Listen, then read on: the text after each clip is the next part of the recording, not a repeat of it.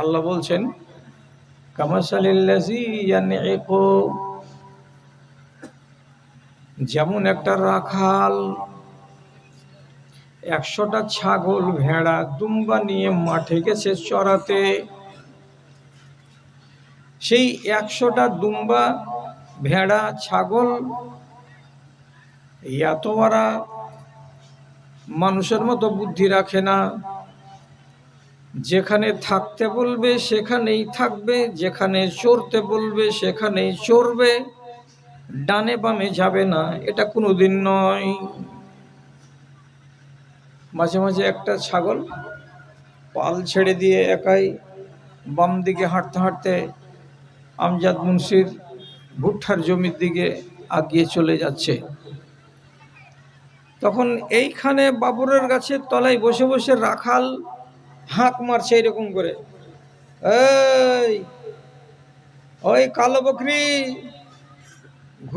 ঘুরে যা, ঘুরে যা, ঘুরলি ওই জমিতে যদি মুখ দিস তোর মুখ ভেঙে দিব, পরের ফসলে যদি মুখ যায় আমাকে গাল খেতে হবে, তা হবে না। এইখান থেকে শাসন চালাচ্ছে, আওয়াজ দিচ্ছে ঘুরে যা। ছাগল কি এর আওয়াজটা শুনতে পাচ্ছে কিন্তু বুঝতে কি পাচ্ছে? পারে না। অতএব টেढ़া হয়ে চলেই যাচ্ছে ক্ষেতের দিকে। আল্লাহ তাআলা তখন নবীজিকে বলছেন, যেমন ওই অবুঝ ছাগলগুলো ডান দিকে চলে যায়, বাম দিকে চলে যায়, তখন তার রাখাল দূর থেকে সাবধান করে আওয়াজ দেয়, ডাক দেয়, কিন্তু তারা দুই কানে আওয়াজ শোনা ছাড়া কিছুই বুঝতে পারে না, কিছুই তাদের বুদ্ধিতে আসে না। তো ওই ছাগল ভেড়াগুলো যেমন অবুঝ, তাদের জ্ঞান কাণ্ড নাই, তেমনি আপনার সামনে যে লোকগুলো আছে এরা ওই জানোয়ারের মতো জানোয়ার, এদের কাণ্ড জ্ঞান বলে কিছু নাই। আল্লাহ তাআলা রাসূলুল্লাহকে বুঝিয়ে দিলেন এসব আবলা জানোয়ার, যতই বুঝাবেন বুঝবে না। চরিত্রটা কাদের? মক্কার মুশরিকদের। এবার আমি আপনার সামনে এই কথাটা কেন পড়তে গেলাম, বলার মানে হলো এই কথাগুলোকে একটু একটু করে হেফাজত করেন, আর যখন আমি বুঝতে পারবো যে আপনার বাসন ভর্তি হয়ে গেছে তখন আমি নিজে ছেড়ে দেব। তো আগে আমাকে আপনারা ছেড়ে পালিয়ে যাবেন না। রব্বুল আলামিন আপনাকে একটা পবিত্র রূহ দিয়েছেন, আত্মা দিয়েছেন। এই রূহটা আপনার মিজাজের সাথে, আপনার মনের সাথে খাপ খাইয়ে যদি চলে তাহলে রব্বুল আলামিনের পবিত্র রূহটা পবিত্র থাকবে। তো রব্বুল আলামিন নিজে বলছেন নাফাকতু মিন রূহি, আমি আমার রূহ দিয়েছি তোমাদেরকে সবাইকে। তা আল্লাহর দেয়া রূহটা হলো পাক এবং পবিত্র।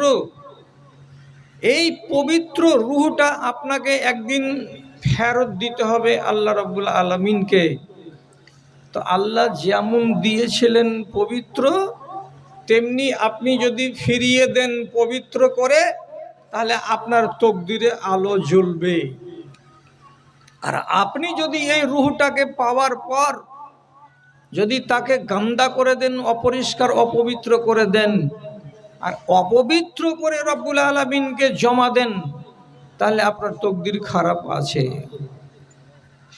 কি করে? রূহ খারাপ হবে কিসে?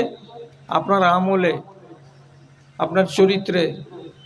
আর যদি গান্দা হয়ে যায় তার দুটো লক্ষণ, একটা আপনি বুঝতে পারবেন দম যাওয়ার আগে, আর আরেকটা আপনি বুঝতে পারবেন না, রূহ বুঝতে পারবে, এ দেহ বুঝতে পারবে না। শিখালেন? যদি রূহ গান্দা হয়ে যেয়ে থাকে, অপরিষ্কার এবং ময়লা হয়ে যেয়ে থাকে, প্রথম লক্ষণটা আপনি জানতে পারবেন, আমি জানতে পারবো, দুনিয়ার সব মানুষ জানতে পারবে। কেমন করে জানবে? শিখেন না? কি বলছি? যখন মরণের টাইম আসবে, যখন আপনি মরবেন, ঠিক সেই মুহূর্তে আল্লাহর ফেরেশতা রূহটাকে নেওয়ার জন্য ডাক দিবে। তো ডাক যেটা দিবে আলেম ওলামারা জানেন, তখন রূহ বলে ডাকবে না, তখন বলবে নফস বলে। কেন? রূহ যখন দেহের ভিতরে থাকবে তখন ওটা হয়ে যাবে নফস, আর রূহ যখন নফস যখন বেরিয়ে যাবে এখান থেকে, আলাদা হয়ে যাবে দুজন, তখন এই রূহের নামটা হয়ে যাবে রূহ, অর্থাৎ এই নফসটা রূহ হয়ে যাবে। তা আল্লাহর ফেরেশতা আওয়াজ দিবে। আল্লাহ না করে যদি আওয়াজ দেয় জান কবজকারী ফেরেশতা এ কথাটা বলে, কি কথা? ইয়া আইয়াতুহান নাফসুল খাবিসা উখরুজি ইলা গাযাবিল্লাহ, হে খবিস জান বেরিয়ে এসো, আল্লাহর গজবের দিকে তোমাকে নিয়ে যাব, এখানে তোমাকে আর রাখা হবে না। এমন শব্দ যদি কানে শুনতে পায় এই রূহটা, আর আপনি তখন বুঝতে পারবেন, জানতে পারবেন, তাহলে বুঝে নিতে হবে আমাকে যখন খবিস বলে ডেকেছে, আমার আত্মাটাকে যখন পবিত্র বলে ডাকা হয়নি, তখন আমি এই 60 বছরের জীবনেই আমার আত্মাকে আমি বরবাদ করে দিয়েছি, তাকে ময়লা মাটি যুক্ত করে দিয়েছি, এটা আর পরিষ্কার হয়ে নাই। না হলে আল্লাহর ফেরেশতা আমাকে খবিস বলে কেন ডাক দিল? হিসাব লেগে গেল। যেটা বুঝতে পারবেন না সেটা কোনটা? রূহকে নিয়ে শটের উপরে বলছি, তাকে লেপটিয়ে কাফনে ফেরেশতারা উপর দিকে নিয়ে যাবে। রূহের স্থান আছে একটা উপর দিকে, আর রূহের স্থান আছে একটা নিচু দিকে। প্রথম আসমানের দরজাতে গিয়ে টোকা মারবে, টোকা মারে বলবে দরজা খুলে দাও, উপরে যাব। তার আগেই আসমানের দরজায় যে সমস্ত ফেরেশতারা নিযুক্ত আছে, তারা যেমন মানুষকে বিকট গন্ধ লাগতে গেলে নাক চাপা দেয়, তেমনি আল্লাহর ফেরেশতাদেরকে বিকট গন্ধ লাগবে। তখন জিজ্ঞেস করবে কার রূহ এনেছে এটা? তাহলে এই রূহটা হচ্ছে দলুয়াখাড়ি গ্রামের মধ্যপাড়ার টালির বাড়ির ভেতরে যে লোকটা শুয়েছিল, ওই লোকটার রূহ আমরা এনেছি, উপরে যেতে দাও। ওই লোকটার রূহটা মরা কুকুরের মতো দুর্গন্ধ ছড়াবে। তখন আল্লাহর ফেরেশতারা বলবেন এই নাপাক রূহকে, গান্দা রূহকে, জঘন্য রূহকে, অপবিত্র রূহকে উপর দিকে উঠতে দেওয়া যাবে না, একে নিচু দিকে নিয়ে চলে যাও। তখন আল্লাহর ফেরেশতারা ওই রূহটাকে ওখানে ছেড়ে দেবে হাত থেকে, আর যেমনি ছেড়ে দেবে সেখান থেকে রূহটা নিচে দিকে নামতে নামতে নামতে নামতে 7 পাক জমিনের তলায়, যেখানে সিজ্জিন বলে জায়গাটা আছে, যেখানে যত জাহান্নামী মানুষ হবে, শয়তান, মারদুদ, মুনাফিক, বেঈমান হবে, তাদের রূহগুলো যেখানে রাখা আছে সেখানে গিয়ে জমা হয়ে যাবে। আল্লাহ ঘুরিয়ে দিলেন, আমি তোমাকে এই আত্মা দিইনি, তোমাকে যে আত্মাটা দিয়েছিলাম সেই আত্মাটা যদি ঠিকঠাক করে আমাকে ফিরিয়ে দিতে, তাহলে যেখান থেকে ছেড়েছিলাম ওখানে আবার জায়গা দিতাম।